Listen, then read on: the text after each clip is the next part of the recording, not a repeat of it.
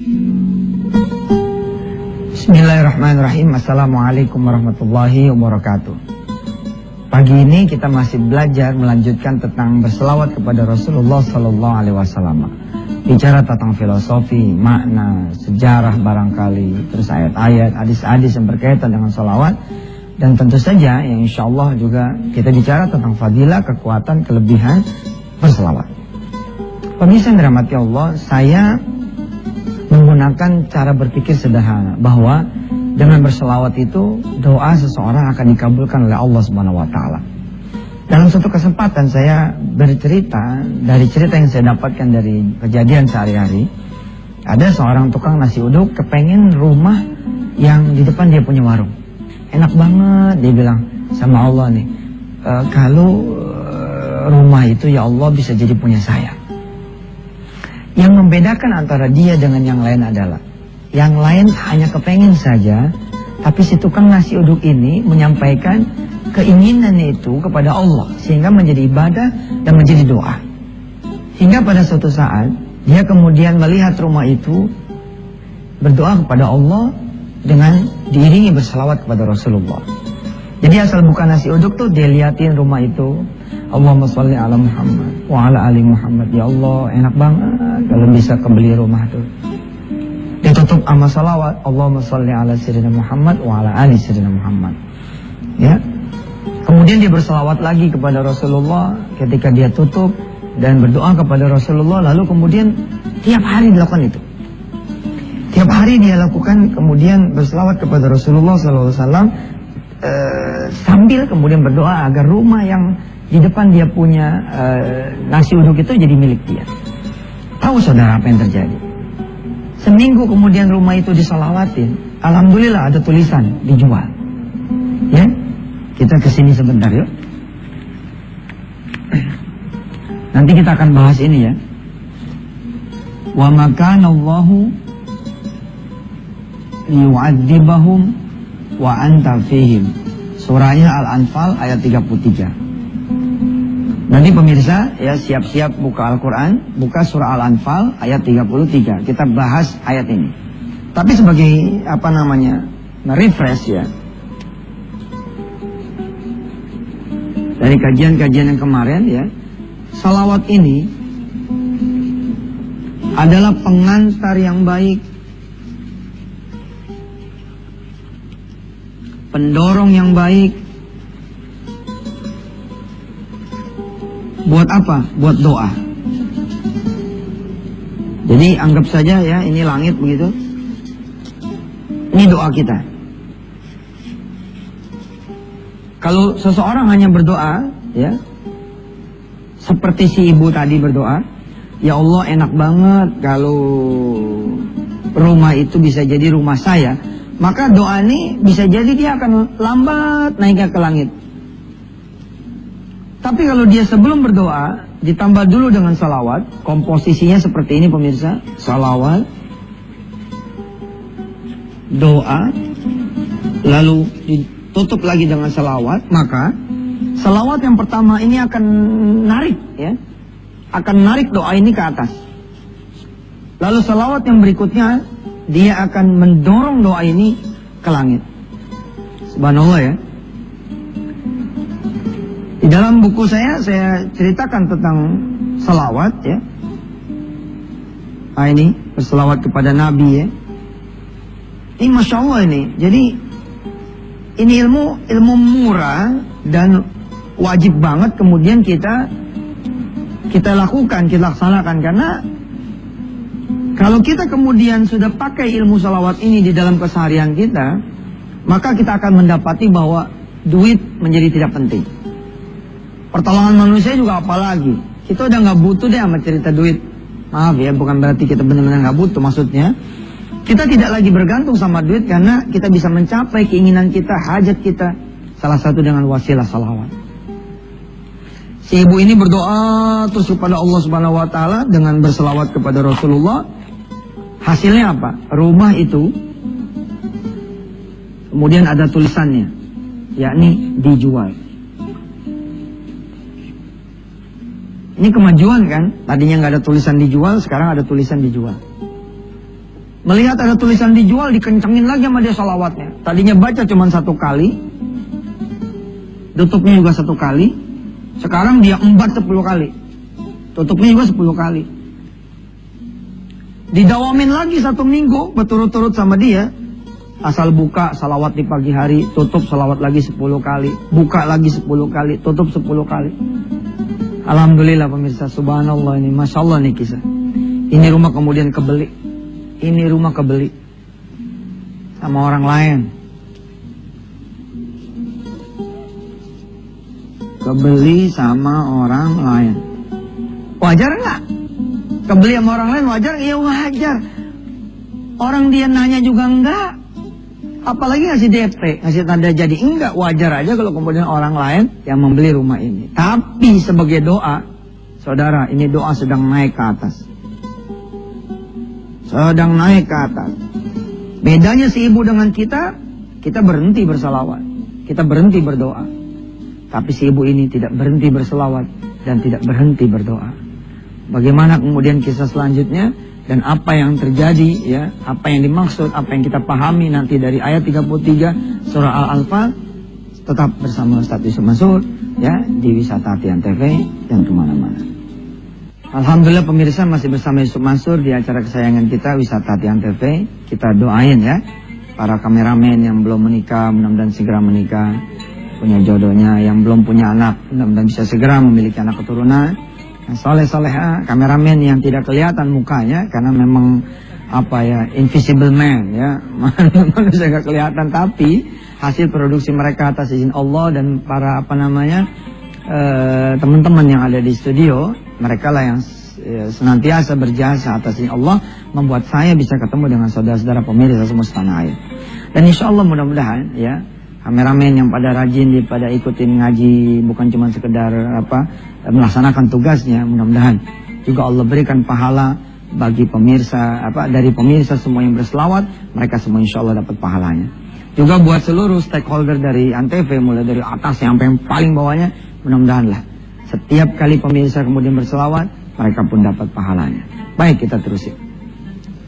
Si ibu ini kemudian berbeda dengan kita. Kita ketika satu barang itu sudah tidak lagi bisa kita miliki, kita berhenti berdoa.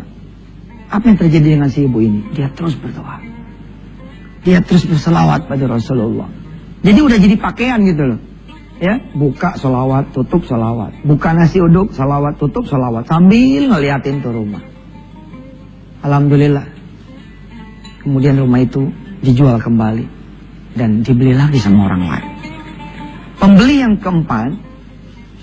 keempat adalah anaknya. Dan gratis, nggak pakai bayar. Emang begitu tuh. Ada orang tua yang melaksanakan riyadhah, ya, rajin amalan ini amalan itu. Ke orang tuanya nggak dapet, tapi ke anaknya netes gitu. Ada orang ya teman-teman mahasiswa kita barangkali atau mahasiswa Anda semua yang kelihatannya nggak pernah sholat ketika dia kuliah, ya, nggak ada ibadahnya deh. Tapi begitu dia lulus, dia langsung kerja. Kenapa bisa begitu? Sebenarnya mah dia kelimpahan amal soleh dari ayah ibunya. Kalau dari sisi dia nggak ada rezekinya, tapi dari sisi orang tuanya ada rezekinya. Nah ini dia. Si tukang nasi uduk ini beriadoh dengan amalan sholawat. Alhamdulillah pembeli keempat adalah anaknya dan tidak pakai duit alias gratis. Apa pasal? Karena pembeli yang keempat menikahi anaknya ini, ya, jadilah dia kemudian pemilik rumah ini. Subhanallah. Nah inilah yang kita pelajari dari minggu kemarin. Insya Allah juga selama seminggu ini, kalau masih ada yang bisa kita pelajari, kita tambahin lagi di minggu depan. Insya Allah nggak ada ruginya. Ini sholawat Masya Allah, Masya Allah. Ente punya bini cerewet, udah tungguin dia tidur. Tungguin dia tidur. Begitu dia tidur, ambil wudhu. Dengan tangan yang masih basah sama wudhu, keringin dikit, jangan sampai basah banget. Keringin. Terus pegang bibir istri ente. Pegang. Salawatin. Allahumma sholli ala Muhammad wa ala ali Muhammad. Ya Allah, ini bibir Masya Allah. Ampun ya Allah. Cerewetnya gak kira-kira. Udah gitu suka ngomongin orang. Udah terus ya. Insya Allah digigit bini tuh. Nah, ngomongin gua loh. Ente tungguin tidur, kalau nggak tidur bini repot. Ustadz, emangnya penting tuh megang-megang begitu? Loh, ini persoalan visualisasi saudara, persoalan imajinasi. Ya, insya Allah. Nah, sambil kita cicil fadilah-fadilah salawat yang model kayak begini, kita membahas surah Al-Anfal ayat 33. Saudara-saudara, dengan Quran di tangan saudara, mari kita ngaji bersama-sama. A'udzubillahi minasyaitonirrajim. Ayo. Wa ma kana Allahu, ayo, liyu'adzibahum wa anta fihim. Allah tidak akan mengazab kalian semua. Allah tidak akan mengazab mereka yang berdosa. Allah tidak akan mengazab mereka yang lalai. Allah tidak akan mengazab mereka semua yang kemudian berbuat salah, berbuat maksiat. Wa anta fihim, selama kemudian engkau wahai Rasulullah ada di antara mereka. Kalau saudara pemirsa sedang megang Al-Quranul Karimnya, nanti ada ayat lanjutan dari ayat potongan ini, yakni wa makanallahu mu'adzibahum wa hum yastaghfirun. Ya. Dan Allah tidak akan juga mengazab mereka sepanjang mereka mau beristighfar kepada Allah Subhanahu wa taala. Insya Allah kita akan lanjutkan setelah yang mau lewat berikut ini.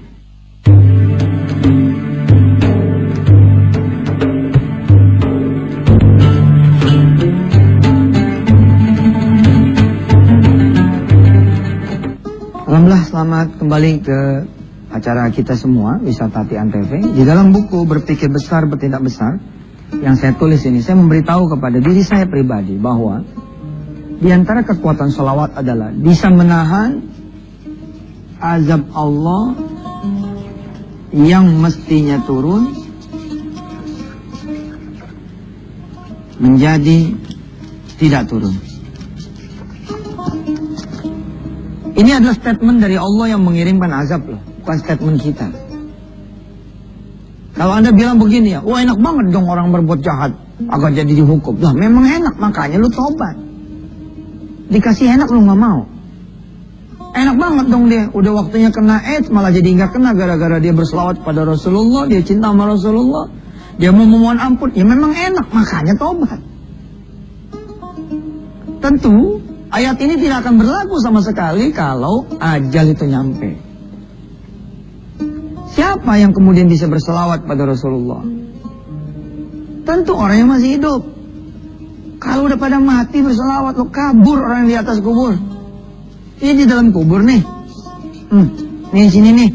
Tiba-tiba orang yang di sini di dalam berselawat, didengar sama yang di atas. Yang di atas kabur ngibrit. Kita yang masih hidup yang bisa berselawat.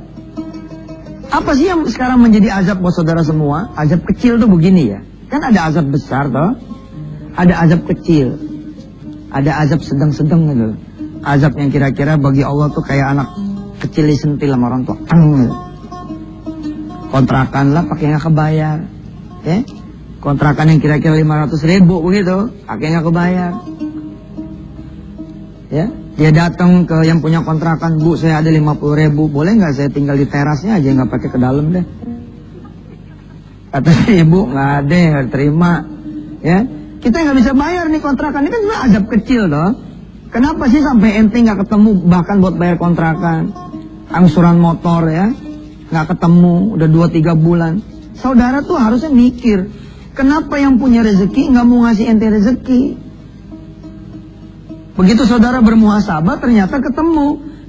Di kontrakan ente kerjaan ngegibah melulu, di kontrakan ada 1-2 barang haram. Ya, boncengan sama perempuan yang belum halal dinikahi. Ini kan nggak bener ini. Allah ngasih, Allah ngasih motor bukan dipakai buat ibadah. Kalau saudara emang mau benar-benar pergi terpaksa pergi sama kekasih sama pacar, ikutin saran saya. Nih, bawa ini nih.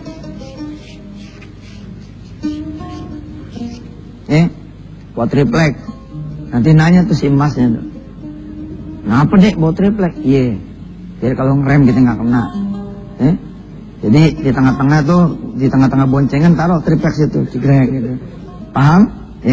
Terus apalagi supaya aman kalau mau pergi-pergian sama pacar naik motor, supaya motor ini nggak disita sama Allah. Ente kalau macam-macam motor disita lah. Ya, bawa sarung tinju. Jadi nggak ada pegangan dah tuh. Ente soalnya pakai sarung tinju ya kan. Ya, triplek dan sarung tinju ini pasang di hati ente. Insyaallah selamat. Emang nggak boleh Ustaz pacaran? Bukannya nggak boleh sih sebenarnya. Ya, dilarang. Bukan nggak boleh, larang. Paham tuh? Wa ma kana Allahu liyu'adzibahum wa anta fihim. Anda punya apa lagi? Punya rumah, ya. Anda agunin ke bank. Oke. Kemudian buat usaha, usahanya bangkrut. Begitu bangkrut dikasih surat sama bank, kalau tidak bayar dalam waktu tenggat sekian hari, maka rumah ini akan dipasang pelang, disita. Lah ini kan azab kecil toh. Ente muhasabah, kenapa? Oh subhanallah, iya juga ya. Pantes saya punya usaha jadi hancur ketika usaha sholat pada nggak beres. Sholat asar dia 5:30. Sholat isya udah mepet subuh. Puasa Senin Kemis dia jarang. Nah ketika kemudian dia sudah menyadari, dia bemperin sama sholawat, nggak jadi nih. Ustadz apa cuman sholawat wa anta fihimnya? Apa nggak terlalu mengerdilkan Rasulullah urusan cuma salawat? Bos, makanya ngaji kan nggak cuma hari ini, masih ada besok. Jangan pada suuzon dulu. Serius tuh, ngajarnya salawat begitu, ini tenang aja dulu, kalem, ngaji aja bendeng. Insya Allah besok kita akan dalemin nih. Maksudnya wa anta fihim apa saja? Apakah berhenti hanya di urusan kita cuma bersalawat kepada Rasulullah? Lalu apa makna salawat? Bila mana salawat dimaksudkan adalah give and support. Bila mana salawat itu dimaksudkan sebagai give and support, pemberian dan dukungan kepada siapa? Kepada Nabi besar Muhammad sallallahu alaihi. Lalu apa maksudnya? Wa anta fihim. Insyaallah tetap ya bersama Yusuf Mansur besok. Jangan kemana-mana. Insyaallah mudah-mudahan Allah panjangin umur kita besok, kita bisa bertemu kembali. Allahumma sholli ala sayyidina Muhammad wa ala ali sayyidina Muhammad. Barangkali ya Allah di antara pemirsa yang saat ini hadir, ada yang usahanya lagi mau nyungsep ya Rob. Mudah-mudahan dia mau berselawat kepada Rasulmu, lalu usahanya naik lagi. Ada yang kemudian jabatannya, karirnya, pekerjaan udah mau dicabut atau bahkan sudah dicabut, tapi dengan dia berselawat bagi yang baru, kasih yang baru, kasih dia jalan buat rezekinya yang benar-benar lagi fresh, bersih, lebih banyak. Mudah-mudahan semua pemirsa mencintai selawat lebih lagi daripada sebelum kita bahas pada pagi hari ini. Wassalamualaikum Muhammad wa ala alihi. Alhamdulillah rabbil alamin. Makasih. Wassalamualaikum warahmatullahi wabarakatuh.